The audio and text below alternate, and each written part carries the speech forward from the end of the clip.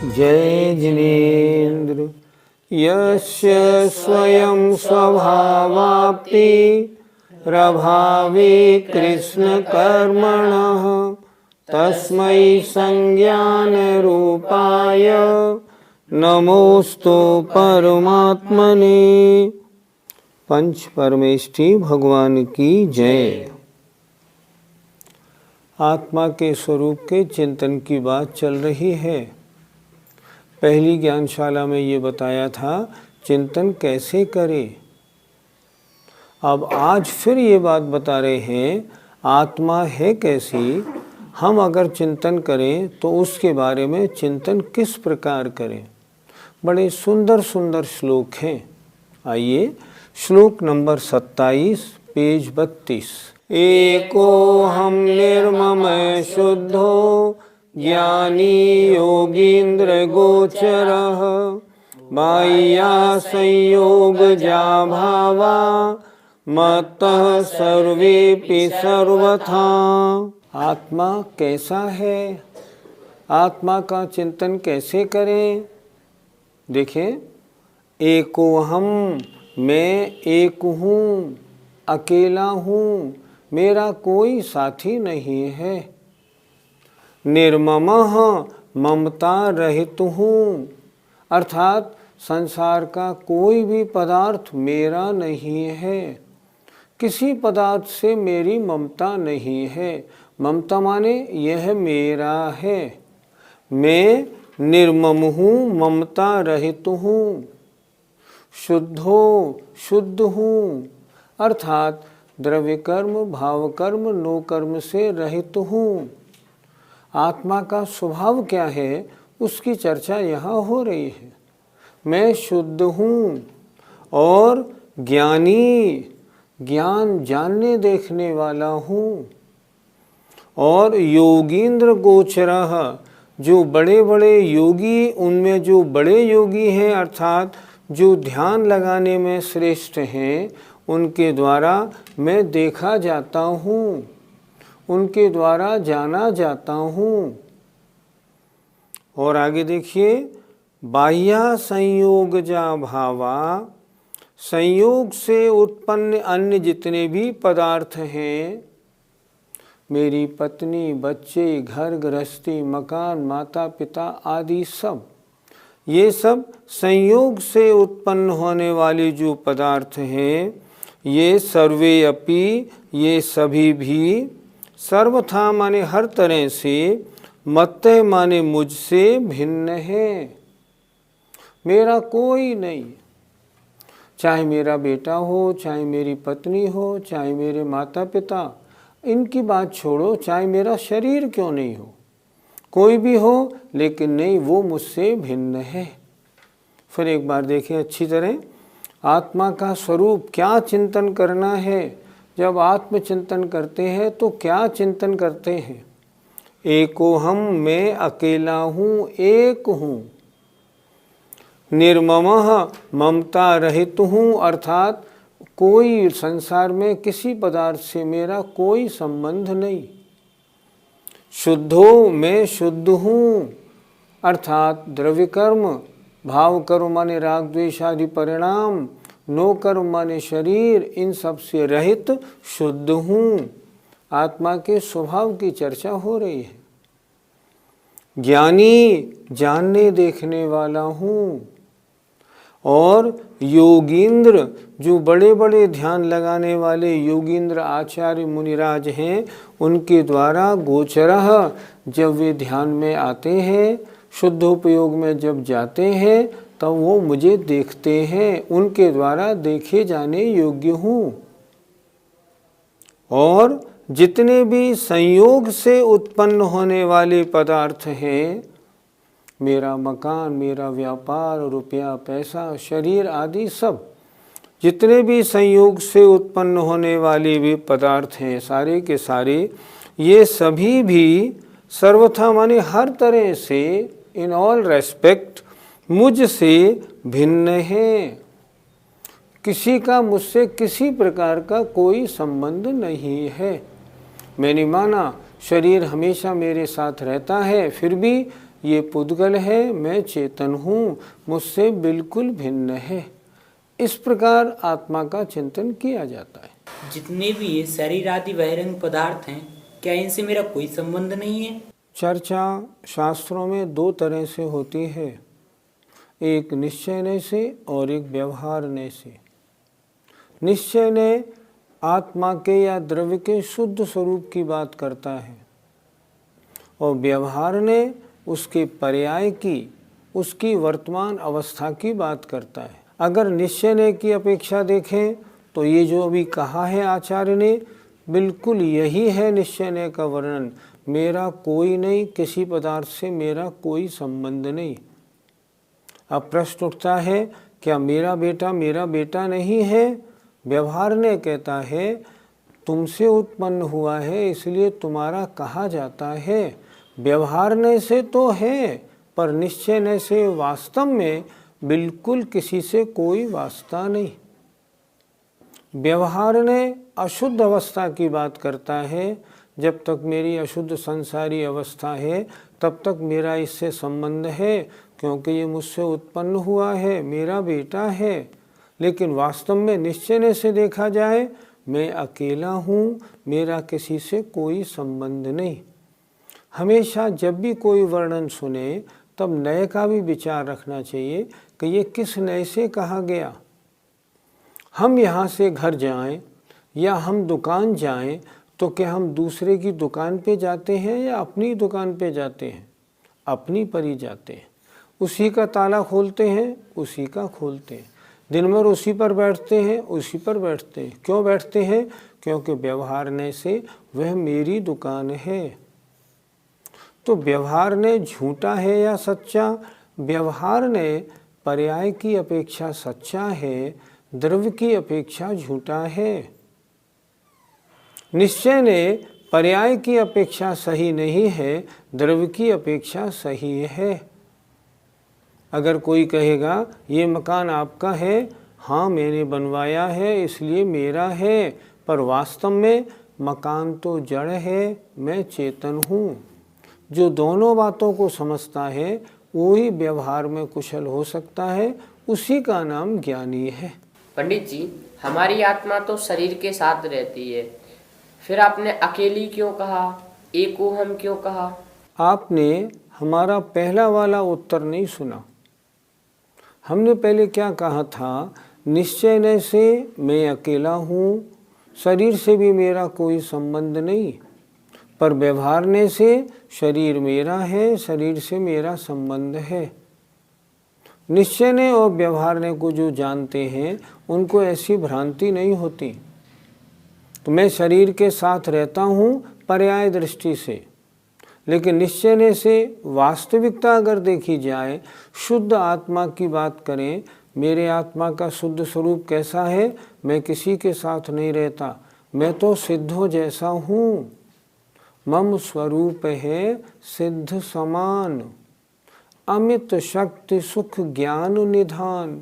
मैं तो सिद्धों जैसा हूँ वास्तव में, पर वर्तमान में कर्मों के कारण मैंने ही इन कर्मों को किया, मैंने ही जो उल्टे सीधे काम किए, उनसे जिन कर्मों को बांधा, उनसे मैं संसार भ्रमण कर रहा हूँ, अशुद्ध अवस्था में हूँ। निश्चय से मैं मनुष्य नहीं, मैं आत्मा हूँ, पर व्यवहार से मनुष्य हूँ। मेरा नाम व्यवहार से सही है, निश्चय में मेरा नाम नहीं होता, क्योंकि नाम तो इस पर्याय का है। दोनों नयों से अगर समझेंगे तो निर्णय बनेगा मैं तो वास्तव में अकेला हूँ, शरीर से मेरा कोई संबंध नहीं है। पंडित जी, यहाँ लिखा योगेंद्र गोचरा, फिर हमारे जानने योग्य क्यों नहीं आती? आत्मा हमारे द्वारा जानने में कैसे आ सकती है? जो बड़े बड़े योगी राज हैं, जो शुद्धोपयोग में आत्मचिंतन करते हैं, आत्मदर्शन करते हैं, उनके द्वारा यह आत्मा देखने में आती है, हमारे द्वारा देखने में नहीं आती। इसलिए यहाँ लिखा गया योगींद्र गोचरः, जैसा ध्यान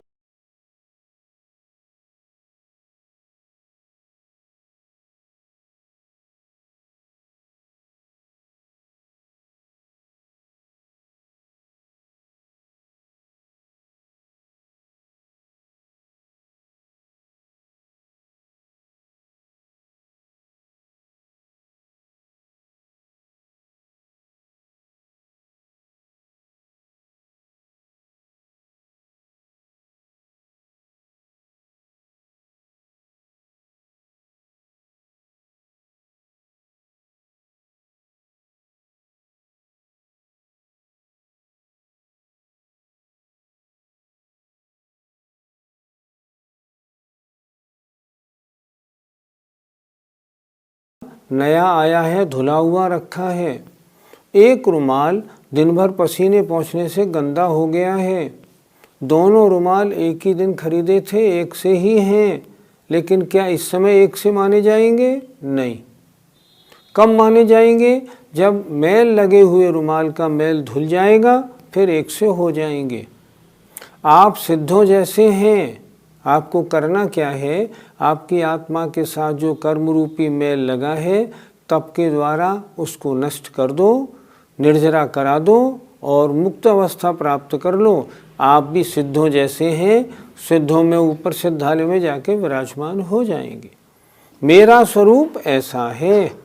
मैं वास्तव में इन रियल सेंस तो सिद्धों जैसा हूँ वास्तव में, लेकिन वर्तमान में राग द्वेष आदि के कारण संसारी अवस्था प्राप्त हो गई है, इसलिए मैला हूँ। ये चिंतन रखना चाहिए। शिष्य कहता है, महाराज हम संसारी जीवों को जितने ये संयोग मिले हैं, इनके कारण बड़ी व्यथाएं रहती हैं, फिर हम क्या करें? ज्ञानी को क्या करना चाहिए? तब आचार्य ने अगला श्लोक लिखा। देखें, श्लोक नंबर 28। दुख संदोह भागित्वं संयोगादिह देहिनां त्यजाम्येनं ततः सर्वं मनोवाकाय कर्म भी। दुख संदोह भागित्वम, दुखों के संदोह माने समूह का भागीपना, मतलब इनका भोगना। कैसा है? संयोगात इह देहिनाम, इह माने इस लोक में, देहिनाम माने जीवों को, संयोगात संयोगों से ही है। जितनी वस्तुएं हमें इस पर्याय में ऊपर की जो मिली है ना, ये सब हमें दुख के समूह में भागी बनाती हैं। सारा दुख इनके ही कारण है। जैसे सबसे ज़्यादा दुख मिलता है शरीर के कारण, कुछ न कुछ बीमारी दुख दर्द लगा ही रहता है। और भी जितने हमारे साथ हैं ना, आचार्य कहते हैं सब स्वार्थ के हैं भीरी, सब स्वार्थ के सगे हैं, सब दुख देने वाले हैं, सुख देने वाला कोई नहीं। जितना भी परिकर हमको मिला है, क्या लिखा?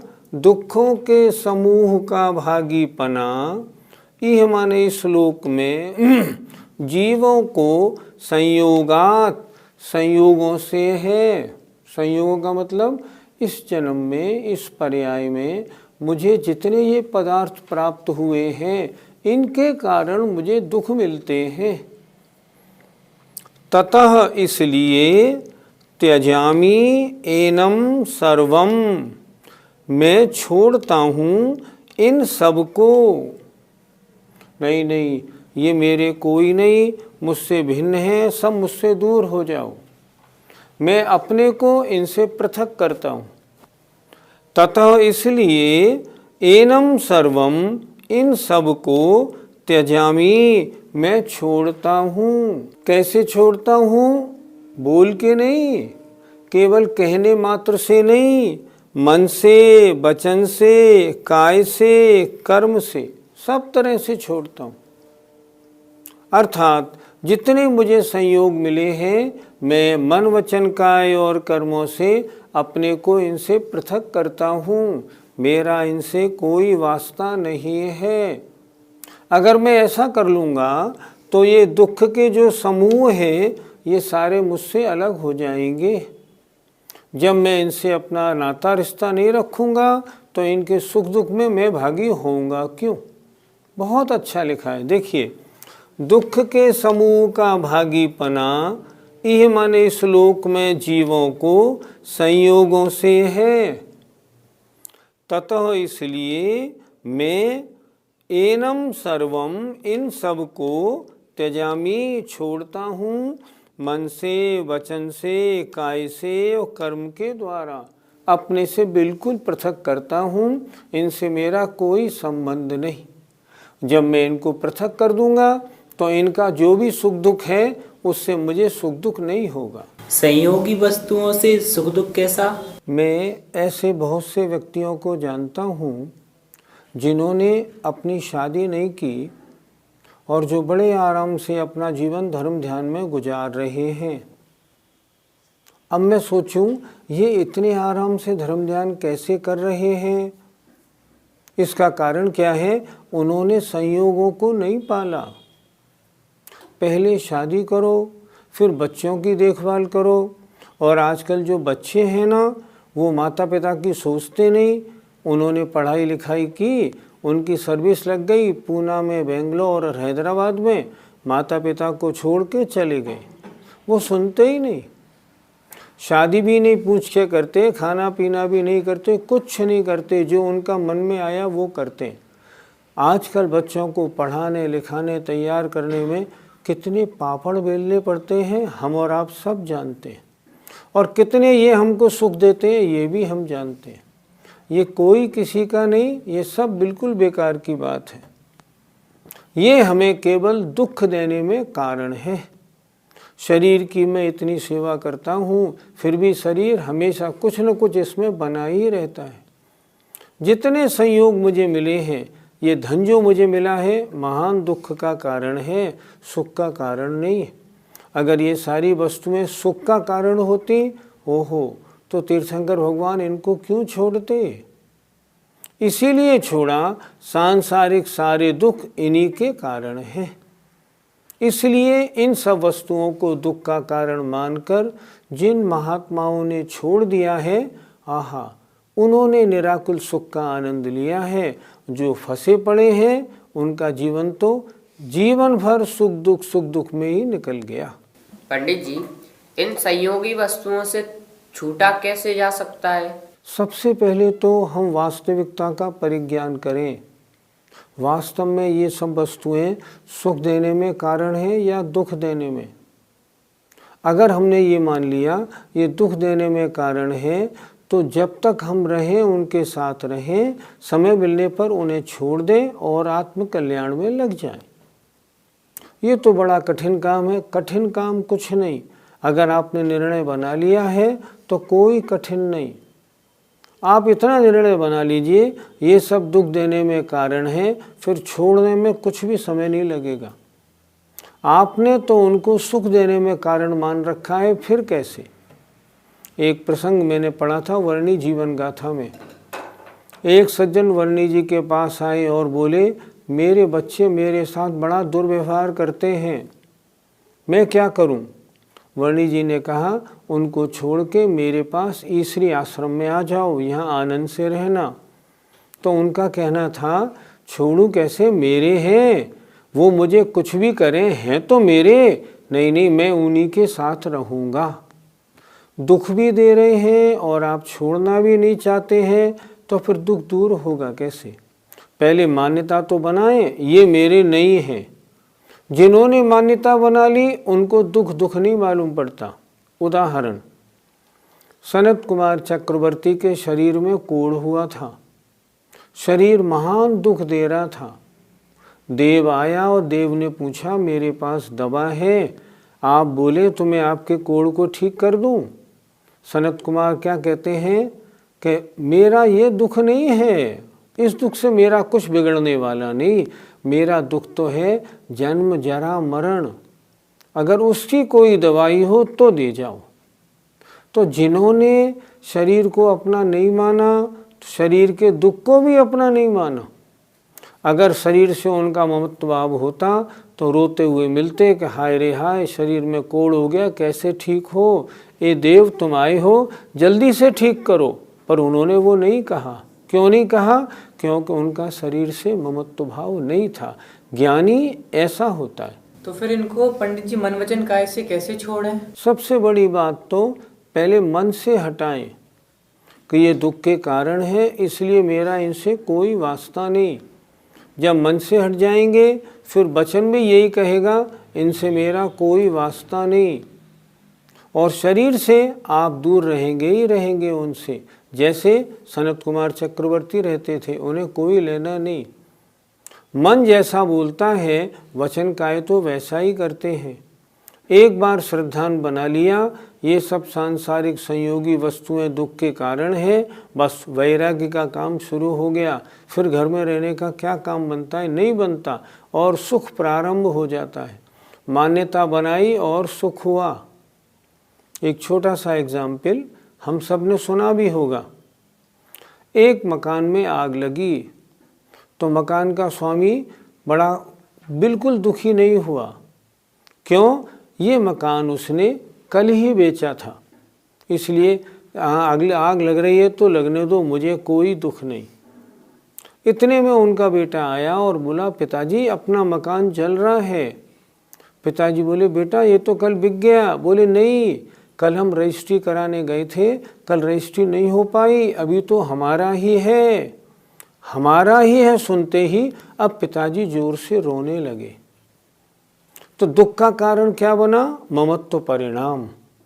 इसलिए ममत्व अगर छूटा तो सुख दुख दोनों छूट जाते। फिर तो जो चक्रवर्ती बड़े बड़े महाराजा हैं उनको तो बड़ा भारी दुख होता होगा। भरत चक्रवर्ती की कथा आदि पुराण में पढ़ लो, उनमें क्या लिखा है स्पष्ट। भरत चक्रवर्ती कहते हैं ना, भरत घर में वैरागी, दिखाने के लिए घर में रहते थे, पर उनका किसी से कोई संबंध और कोई वास्ता अंतरंग से नहीं था। 6 डाला की 2 पंक्ति हैं। सम्यक दृष्टि घर में कैसे रहता है? गेही पे गृह में न रचे। घर में रहता है, घर में रचता पचता नहीं। ज्यों जलते भिन्न कमल है, जैसे कमल पानी में रहता है लेकिन उसमें पानी नहीं लगता। नगर नारी को प्यार यथा, वेश्या प्रीति दिखाती है, वास्तव में प्रीति नहीं करती।